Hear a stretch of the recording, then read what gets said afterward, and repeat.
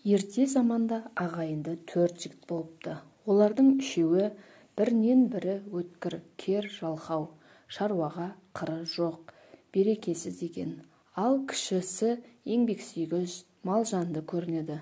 Сыншыл жұрт ағайынды төртеуді мінез құлқына қарай оларға қосалқы ат қойып айдар тағыпты. Жалқаулардың ең үлкені қурай басын сындырмай шалқасынан жатып алып, шырт түкіріп қойып, малын сонау шалғайға айдатып жіберетін көрінеді. Сондықтан оны Тусонар сонау деп атапты. Малымды байқай сал, көре сал деп өткен кеткендерге тапсырып, өзі үйінен шықпайтын жалқауға көре сал деген ат беріпті.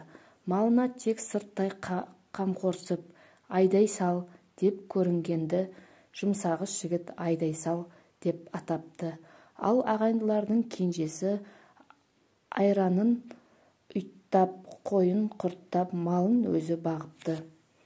Бір жұртта Ту-сонаудың малынан түк қалмапты. Көре салдың малы да қырылыпты. Айдай салдың аз ғана малы қалыпты.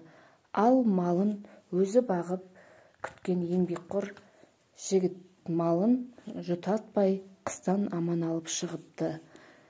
Осылайша кенже жігіт ел жұртын аштықтан құтқарса керек. Еңбек пен ел көгерер деген нақыл осыдан қалыпты деседі халық.